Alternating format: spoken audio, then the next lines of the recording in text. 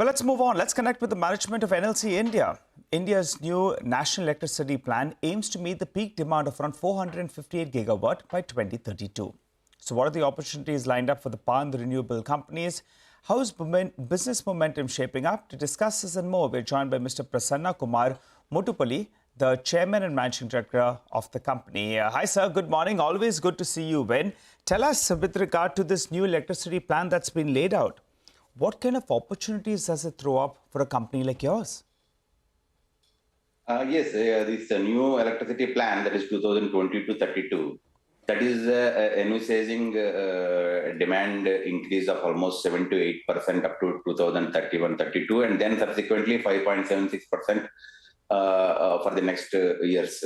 And in all the three areas, there is certainly encouraging initiatives are there in thermal power generation, overall power generation, transmission and distribution.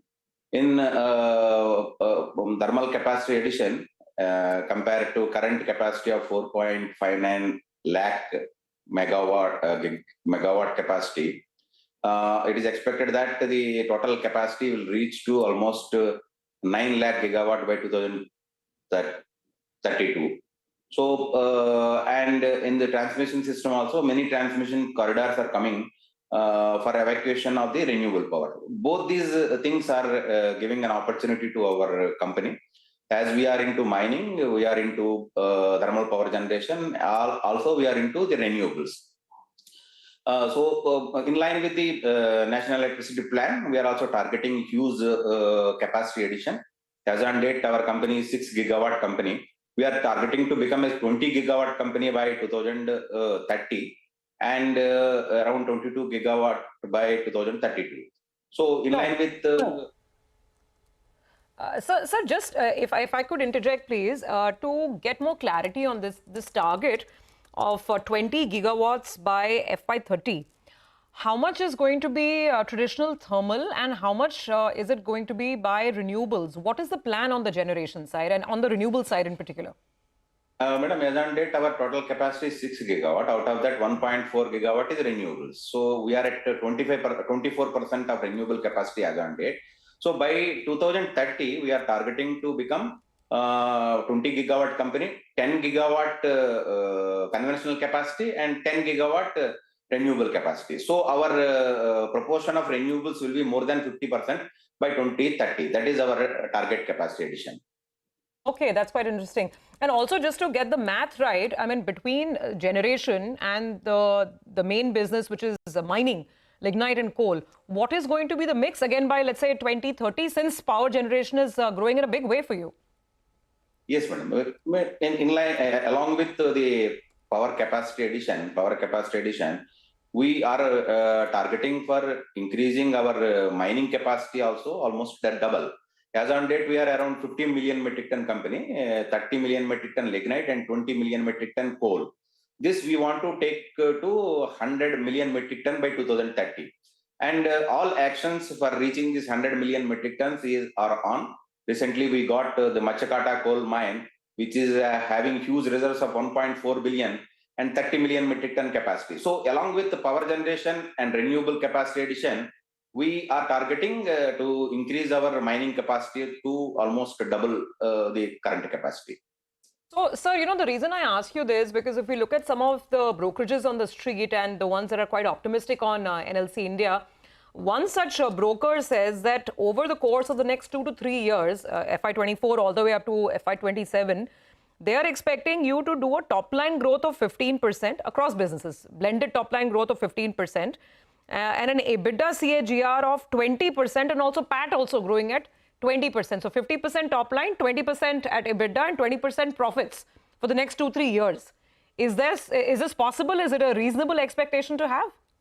Yes, madam. That is a reasonable expectation. We are also targeting more than that. So our top line, our EBITDA, and our PAT all will increase at a good rate till 2030-32. Rate, sir, you said you will do better than what some of these brokers are saying. What is the target you are setting for the company? The growth rate? Madam, we are not setting any target for the top line or this thing. We are targeting mainly the capacity addition aggressively in both conventional as well as renewable capacity. And we are also increasing our mining capacity. So we expect returns more than 16% and increase at the CAGR of around 15%. Okay, all right. Sir, for a company like yours, regulated equity is very important, right? So could you Yes. tell us what it is right now and how do you see it moving up? A brokerage note is suggesting that you can move to around 19,000 crore by the end of this decade. Your take?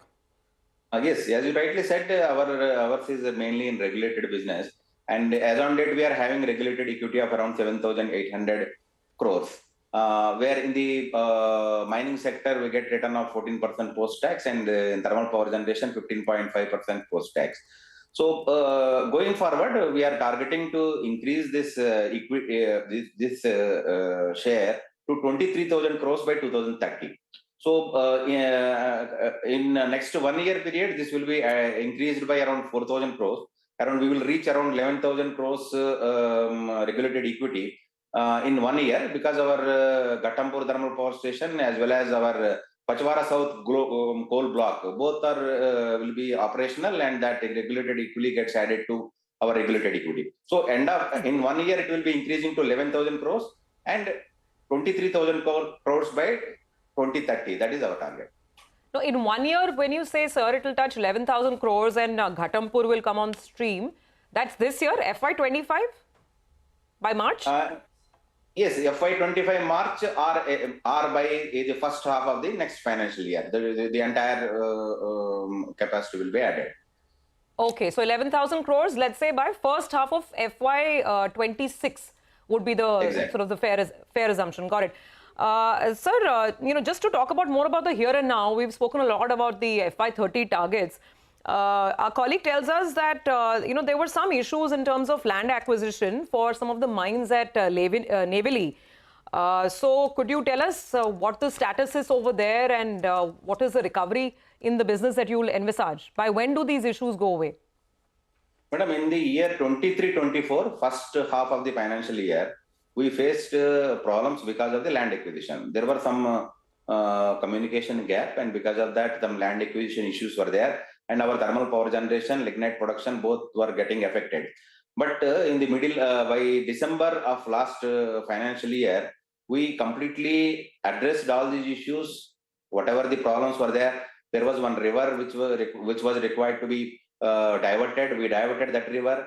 And subsequently, we have taken around 560 hectares of land into our possession. So from January 2024 onwards, our lignite production as well as the generation are at peak, and there is no generation loss on account of lignite shortage. So all the issues of land acquisitions are sorted out, and we expect that there will not be any problem because of land acquisition. And subsequently lignite generation and power production. Okay, all right. Very quickly, before we let you go, sir, you have given us a broader timeline, targets. Coal production for this year, I think you were targeting around 16 million tons, and I think lignite was at around 24 million tons. Both those two are on course? Yes. Last year we produced all-time highest ever coal and lignite, that is 36 million metric ton. This time, as you rightly said, we are targeting 16 million metric ton of coal and around 25 million metric ton of lignite, and we are on course, and the production is happening in line with our targets. All right, and very quickly, that IPO, last time around you had briefly hinted that the IPO could be due of the renewable portfolio. By Q4 of this year, markets are quite buoyant and they like this story. You think you'll come to the market with that offer? Exactly. As on date, the process of transfer of our renewable shares to our newly formed subsidiary, NIRL, is in progress, and we are expecting that to be completed by the end of this calendar year. So we expect that in the last quarter of this financial year or the first quarter of the next financial year, this IPO will come. Navily Renewables IPO could come either in Q4 of FY25 or first quarter of FY26, right? Exactly. Okay, so we'll have NTPC renewables and navally renewables. It is the era of green energy. Got it, sir. Thank you so much for joining in, and good to get that perspective as well. Really appreciate it. Thanks so much. So there's so much changing, right? So much underway that traditionally what we're seen as dirty businesses, coal mining, lignite mining, thermal power generation, they're all trying to change and look at the energy transition.